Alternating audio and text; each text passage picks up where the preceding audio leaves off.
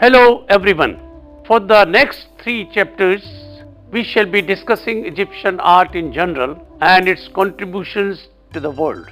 Our objectives in these chapters are acquaint the student about the significance of Egyptian art and architecture, understand in detail about the different periods in Egyptian history and circumstances that led to the production of art, appreciate the art and architecture of the empire. We will be learning about the following: geographical location, broad historical framework, historical timeline, Egyptian people, contributions of Egyptian culture to the world. The Egyptian civilization is one of the 6 civilizations worldwide in history to arise independently.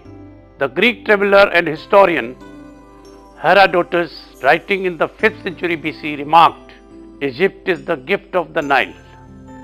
This great river, the longest in the world, flows to the north from equatorial Africa and passes through Egypt parallel to the Mediterranean.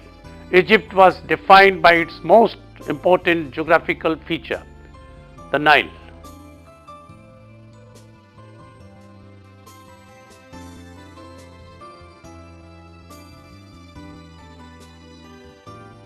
Every time the floodwaters of Nile receded, they left behind a new layer of rich silt, making the valley and delta a continually fertile and attractive habitat. This made the people living there very lethargic. By about 8000 BC, who lived happily on the fish and wild plants around. It was only in about 5000 BC that they adopted agriculture and village life, a feature common to the Neolithic age. They then started the concept of basin irrigation to manage floodwaters, to ensure water and other adequate resources for agriculture. The predictable flooding and controlled irrigation of fertile valley produced surplus crops, which supported a more dense population and social developments and culture. With resources to spare, the administration sponsored mineral exploitation of the valley and surrounding desert regions. The early development of an independent writing system, the organization of collective construction and agricultural projects, trade with surrounding regions, and a military intended to defeat foreign enemies and assert Egyptian dominance. Motivating and organizing these activities was a bureaucracy of elite scribes, religious leaders, and administrators under the control of a pharaoh, who ensured the cooperation and unity of the Egyptian people in the context of an elaborate system of religious beliefs. The Egyptians believed that the deluge was a gift of the gods. Its appearance at regular intervals in a year strengthened their confidence in a divinely regulated cycle of death and life. The Badri culture was followed by Amritian, the Gergesan, and Nakada cultures, all of which contributed significantly to the development of what became Egyptian civilization. The written history of the land begins at some point between 5000 and 32 BC, when hieroglyphic script is developed by Nakada culture, who also established the faience industry sometime prior to 5500 BC, around Abydos. By 3500 BC, mummification of the dead was in practice at the city of Hierakonpolis.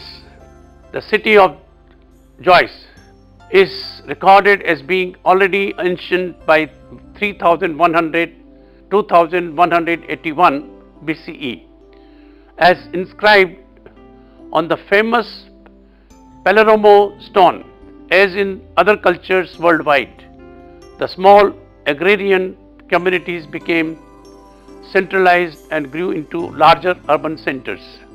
In the early Old Kingdom, Egypt was simply known as Kemet, which means black land, so named for the rich, dark soil along the Nile River where the first settlements began. Later, the country was known simply as Misr, which means country, a name still in use by Egyptians for their nation in the present day. Let us look at the broad historical framework. Historians divide the history of ancient Egypt into the following periods. Prehistory up to circa 3100 BC, the Archaic period circa 3100 to 2650 BC, the Old Kingdom circa 2650 to 2150 BC, the Middle Kingdom circa 2040 to 1640 BC, the New Kingdom circa 1550 to 1070 BC, the Late Period circa 712 to 332 BC, and the Ptolemaic, Hellenistic and Roman periods 332 BC to AD 395. At these times of prosperity, the kings initiated numerous building projects, sent out expeditions to extend Egypt's borders and expand trade routes. During the so-called first, second and third intermediate periods, circa 2150 to 2040 BC, circa 1040 to 1550 BC, and 1070 to 712 BC. The land was politically fragmented, often averting to local rule in Upper and Lower Egypt. After the end of New Kingdom, indigenous Egyptian dynasties were weakened by rival factions in Upper and the Lower Egypt, and Egypt was subjugated at times by foreign invaders: Libyans, Assyrians, Nubians and Persians. In 332 BC, Egypt was conquered by Alexander the Great, who was followed as ruler by his general Ptolemy and Ptolemy's descendants. During the Ptolemaic period, 304 to 30 BC, Egypt entered into the Hellenistic world and later became a province of the Roman Empire following Egypt's conquest by Augustus Caesar in 30 BC.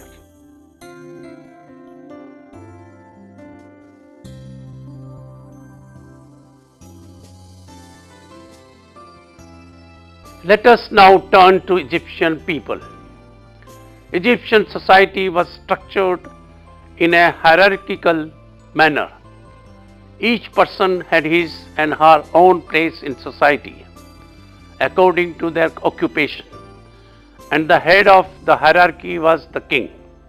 Indications of office and rank were determined by a person's dress, hairstyle and accoutrements, staves, scepters, jewelry, etc. The literate class was 1%, and others were engaged in agriculture, crafts, or as slaves. For their work, people received pay in food and other material goods. Craftsmen often had special status and were able to make some income on the side by selling products on their own. Slaves were sold and bought, but they were not without legal rights and could own property and marry as they wished. Beer and bread, both made from wheat, and both requiring fermentation, were staples of the Egyptian diet.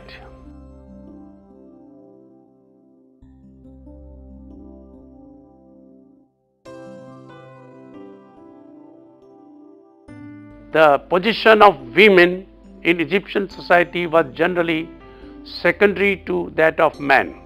As a rule, were excluded from high governmental and administrative offices. But there are exceptions. The famous queen of Hatshepsut was such an example. Their positions changed with time. However, one most important public function of women was religious. They were usually priestesses. In the New Kingdom, when men performed the duty of the priests, they became musicians. In ancient Egypt, women were above all wives, mothers and mistresses of the house. As such, they played a subordinate role to men in Egyptian society. And this is how they were predominantly depicted in art. In reliefs, paintings and statues, women were represented embracing their husbands. The opposite is extremely rare. They are usually smaller in stature than men, as is natural. But in some periods and circumstances, they are much smaller, as when they sit beside their husbands' legs. In paintings and reliefs, women sit and stand behind men. And when a monument such as tomb is dedicated exclusively to a woman, her husband usually does not appear, perhaps to spare him the indignity of a secondary place. Let us now look at some contributions of Egyptian culture to the world.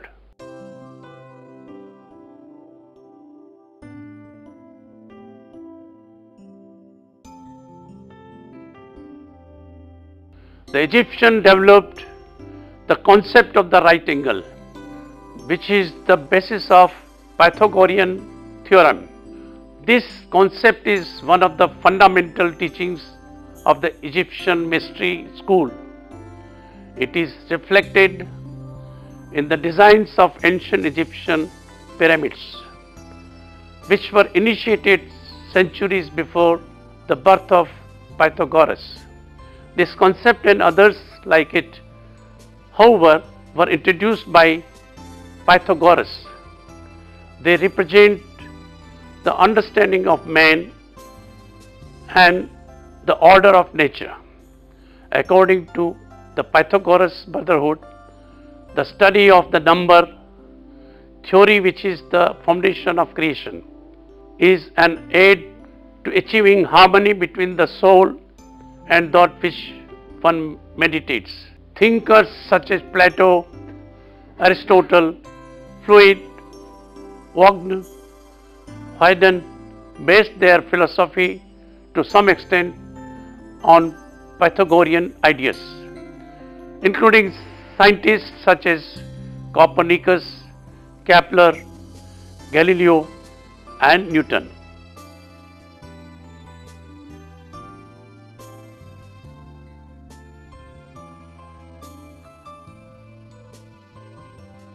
The Egyptian invented the fixed and constant year of 365 days. In this instance, a common sense desire for something fixed in the calendaric jungle led to the adoption of a 360-day year, to which were added 5 extra days for feasting, which the Greeks called epagomenal days, making a total of 365 days. Ancient Egyptians were the first to invent and use glass, linen, paper and ink. They invented the calendar, clock, geometry and the alphabet. They were the first to contribute to the refinement of dress and ornament. They introduced to humanity the furniture and dwellings and built magnificent buildings. From its earliest beginnings, Egypt was conceived as a nation state. Once the objective of unification was, as it were, expressed by the first Egyptian kings, the basic political, religious and social components of society were seen as valid from one end to the valley to the other. Although there were local traditions, these were swiftly subsumed into the distinctly Egyptian corporate identity. In the field of society and life, they introduced the remarkable development of orderly and peaceful government. They were the first united nation ruled by the first centralized government. Ancient Egypt had a census and postal service. There were primary and secondary educations as well as technical training. There was an organized administration with offices and scribes.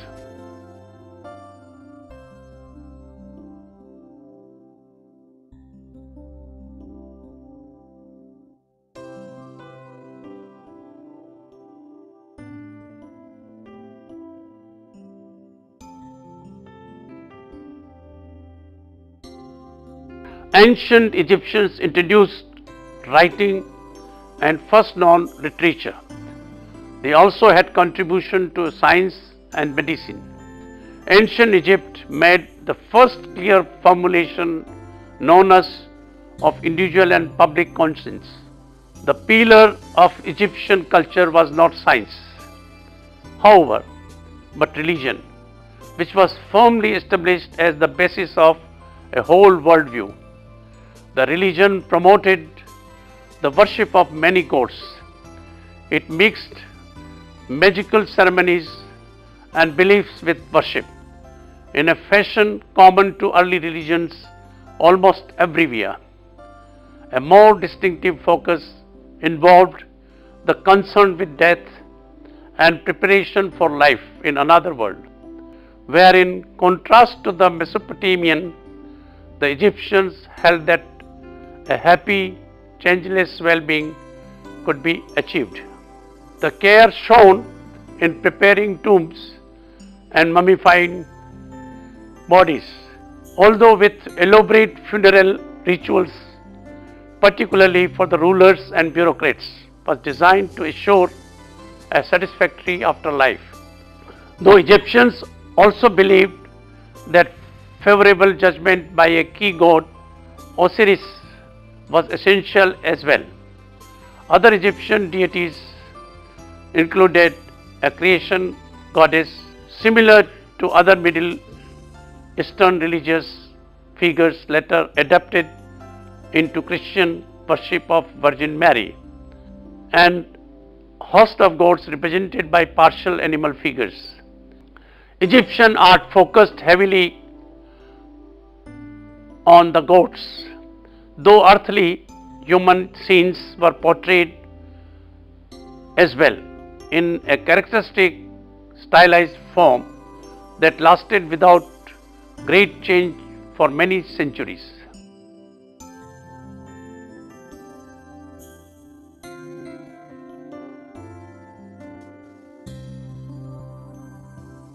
Artistic conventions dictated by Egyptian style, especially in sculpture and paintings, were very precise and strictly followed. Statues were viewed as physical representations of gods and goddesses, as well as divine kings and queens. Male statues had to be darker in color than female statues. Human figures followed a definite pattern. Heads were usually viewed from the side, while the torsos were viewed from the front. Although Egyptian artists were keen observers of details, they were not after exact copies of the things and people that they saw. Artists were not expected to do something new, but to repeat exactly what has already been done.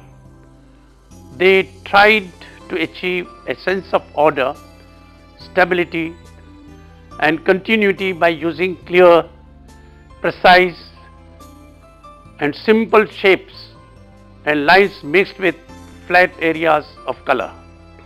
The human figure and the world were recognizable, although ancient Egyptian artists did not try to achieve exact replicas but idealized representations. Let us now look at the development of art in Egypt in a timeline. Let us now look at the locations of important artworks. Let us now look at some artworks of Egypt.